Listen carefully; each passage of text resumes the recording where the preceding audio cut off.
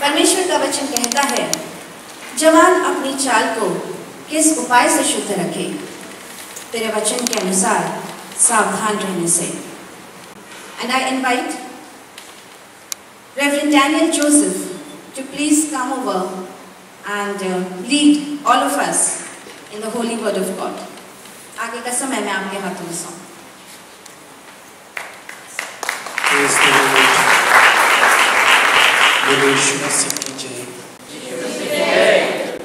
शुरुआत करने से पहले आप सब इस बात को अच्छी तरह से समझ कि आप जब यहाँ आए हैं, आप में से एक भी जन जो यहाँ बैठा है कोई भी बेकार नहीं। हर वो व्यक्ति जो यहाँ पर बैठा है वो परमेश्वर का अभिषिक्त है। इससे पहले कि परमेश्वर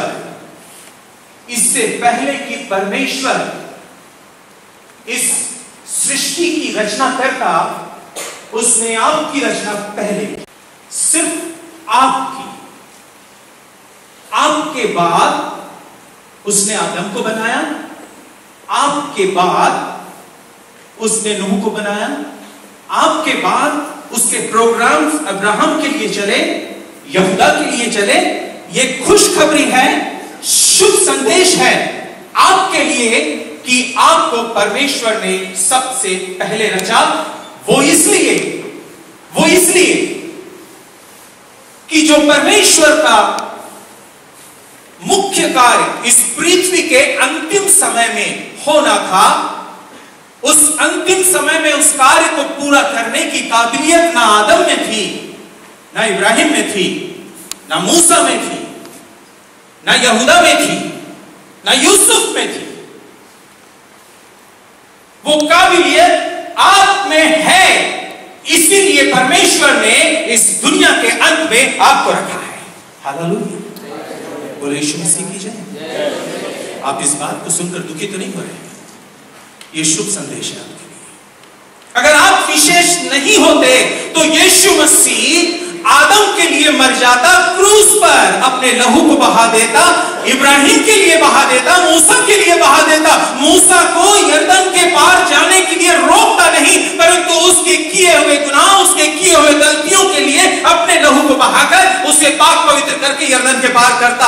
वो इसलिए क्योंकि परमेश्वर आपसे ज्यादा प्यार करता है और खुदावंद ने आपके लिए एक स्पेशल योजना रखी और वो अंतिम समय में इसलिए आपके लिए उसने अपने एक लौते बेटे यीशु मसीह को कुर्बान करके कलवरी पर उसके लहू को बहा दिया, सिर्फ इसलिए कि आप स्वर्गीय कनान में प्रवेश करने के लिए आप रुक न जाएं।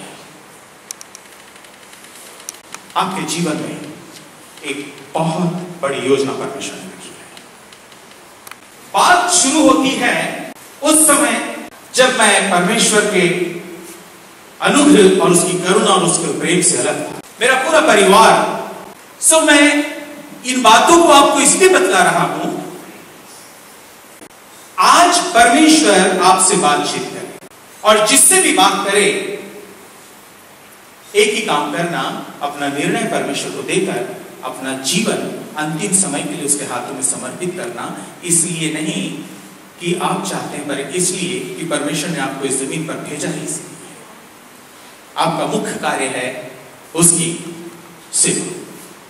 सो चले चलते हैं आज के इस दिन के लिए। हमारे स्वामी ब्रदर यहां नहीं है, जो उन्होंने बतलाया था, मेरी खोज में लगो। आमोस 5:6 में मिलता है, यहोवा की खोज करो।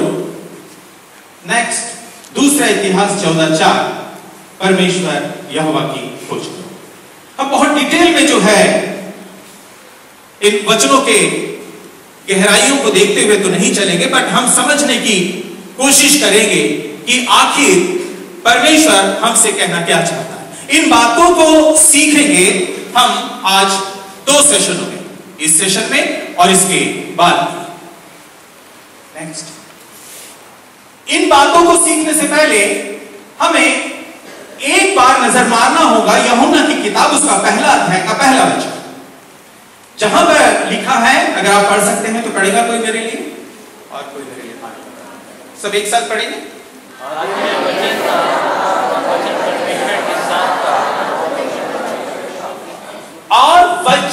परमेश्वर था। इससे पहले हमने देखा, हमने पढ़ा और हमने भाई के द्वारा सुना कि परमेश्वर कह रहा है मेरी खोज करो, मुझे ढूंढो, मुझे ढूंढो। कहां है? वचन परमेश्वर था, परमेश्वर ने कहा मुझे खोजो। सो खुदावंद का कलाम यूहन्ना 1:1 में लिखा है, आदि में वचन था, वचन परमेश्वर के साथ था और वचन परमेश्वर था और वो वचन, वो वही आदि में जो परमेश्वर के साथ था, वो वचन देहधारी हुआ, हमारे बीच में डेरा किया और जिसे पिता परमेश्वर के इकलौते की महिमा को हमने देखा। सो वचन परमेश्वर था, परमेश्वर ने कहा मुझे खोजो। सो खुदावंद का कलाम यूहन्ना 1:1 में लिखा है, आदि में वचन था, वचन परमेश्वर के साथ था और वचन परमेश्वर था और वो वचन मेरे जीवन में परमेश्वर को खोजने की ये प्रेरणा आखिर जागी कहां से? कहां से मेरे अंदर ये बात उत्पन्न हुई कि मुझे इस राह पर चलना चाहिए? वाई, क्यों? मैं इंडियन आर्मी को छोड़कर, एक बहुत अच्छी अपॉर्चुनिटी को छोड़कर, बहुत सारे पैसों को छोड़कर मैं यहां क्यों आ गया? इसके पीछे जो एक मुख्य बात थी, वो बात को हम ना बल्कि सुनने जा रहे हैं लेकिन देखने भी जा रहे हैं। सो ये बाइबल है, ये बाइबल है। एक पन्ने में कुछ प्रिंट है, इंग्लिश के ABCD है, हिंदी में जो है क ख ग घ अ जो हम घरों में पढ़ते हैं, अरे हमारे स्कूलों में जो लिखा हुआ है वही है। एक कागज में सिर्फ एक प्रिंट है और इसको कहते हैं बाइबल, इसको कहते हैं पवित्र शास्त्र। इस पवित्र शास्त्र को हमारे घरों में, मेरे अपने घर में ऐसे जगह रख देते थे जो बहुत मुश्किल से कभी साल, 2 साल, 3 साल में जब कॉटेज प्रेयर मीटिंग होती थी तभी वो बाइबल निकाला जाता था।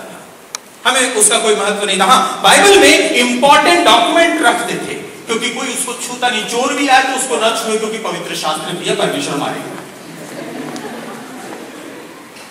मैं जब बड़ा हुआ तो खास लेटर्स भी उसमें रखते थे।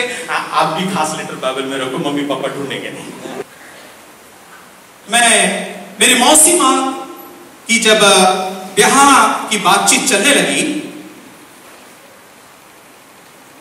तो वो सेंट्रल रेलवे क्वार्टर में रहते थे, RB2। मैं मेरे नानी के साथ मेरे होने वाली मौसी के ससुराल में गए।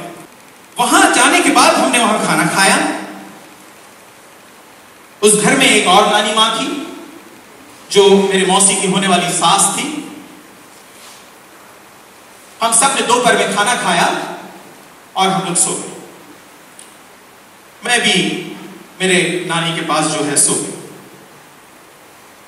मेरे मौसी के हस्बैंड की बहन, क्या कहेंगे सिस्टर इन लॉ को, क्या कहेंगे हिंदी में? ननद। हाँ, ननद। किसकी ननद? ननद। अच्छा, वंदना दीदी बोल रही, ननद है ना उनको, इसलिए सो उनकी ननद भी वहीं घर पर थी और हम लोग सब सो गए। ये सच्ची घटना है जो मेरे जीवन के साथ में घटी। क्यों? मैं परमेश्वर को खोजने लगा। वह कारण क्या है? किसी के कहने से नहीं, किसी के बोलने से नहीं, ये अपने आप मेरे हृदय में ये बातें उपजी। आपके भी हृदय में अपने आप ये बात आ जानी चाहिए। जब मैं सोया था तो हुआ क्या, जो मेरी मौसी मां की ननद थी वो कुछ अजीब सी आवाजें करने लगी, बहुत अजीब सा आवाज करने लगी। और जब वो बहुत सा अजीब सा आवाज करने लगी तब उनकी मम्मी उठ गई और उनकी मम्मी ने उठकर उसको उठाना चाहा पर वो उठी नहीं। तब उसने तुरंत मेरी नानी मां को आवाज दी। मैं भी उठ गया, डर गया और घबराया हुआ मैं देख रहा था। तब मेरी नानी मां ने उसको देखा। देखने के बाद में उस दूसरी नानी मां से कहा, बाइबल है आपके पास? उन्होंने कहा हाँ बाइबल है, बाइबल लेकर आओ। तो वो जाकर बाइबल लेकर आई और बाइबल लेकर आने के बाद मेरी नानी मां ने उस बाइबल को उस पर रखा और उस पर बाइबल रखते से वो एकदम लंबी सांस ली और आंखों को खोल दी। और आंखों को खोलने के बाद वो बात करने लगे। और जब बात करने के समय जो उसने अपनी गवाही को बताई, जो बातें उसने बताई, उन बातों को हम लोग यहां देख रहे हैं। हम लोग कोशिश कर रहे हैं कि उन बातों को हम सही रीति से कर सके। सो देखिए आप, यस,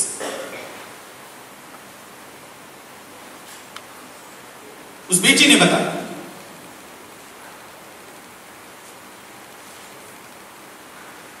पहले हम देखते हैं, फिर मैं आपको बतलाऊंगा इसका एक्सप्लेन।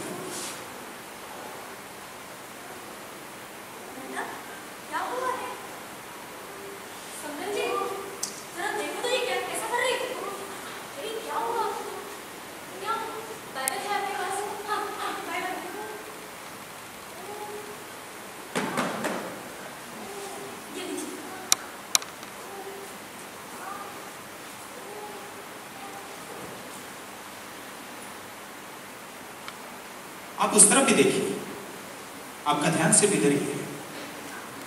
इसे हम फिर से चला रहे हैं, प्लीज फिर से देखिए। क्यों मेरे जीवन में परमेश्वर और परमेश्वर की खोज करने की प्रेरणा जागृत हुई?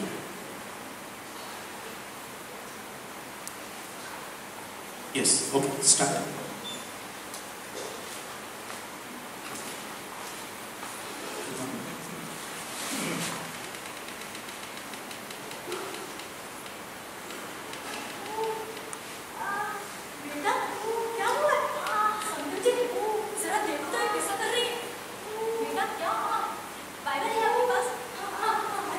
इधर भी देखिए,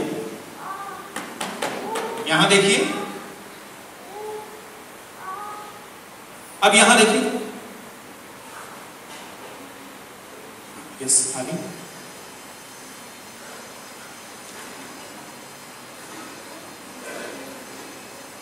हुआ क्या था जो मैं देख रहा था वहां पर बैठकर? वो लड़की करहा रही थी। नानी माँ ने जैसे ही उस बाइबल को उसके ऊपर रखा तो आपने क्या देखा? इन्होंने कुछ तो भी फेंक दिया। उस लड़की की गवाही थी कि मैं जब सोई तो सोने के बाद 4 लोग मेरे पास आए, मैं उन्हें देख रही थी और उन्होंने मुझे उठाया। उन्होंने मुझे, वो लड़की की गवाही उठने के बाद उन्होंने मुझे उठाया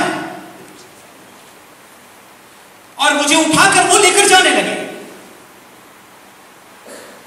पर जैसे ही नानी माँ ने बाइबल को मेरे ऊपर रखा, उन्होंने मुझे छोड़ दिया और उसके बाद मैंने पाया कि मैं यहां हूं और मैं उठकर बैठ गई और मैं तुमसे बात कर रही हूं।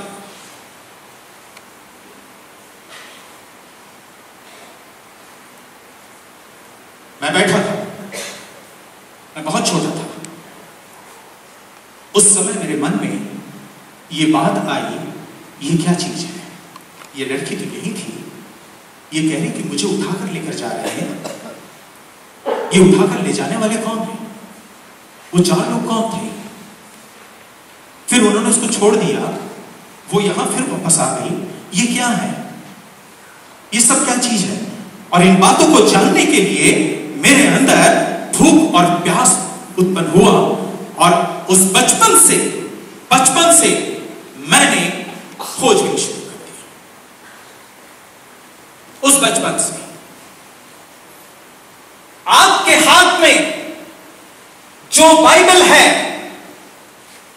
ये पन्ने पर प्रिंट किया हुआ अक्षर नहीं है।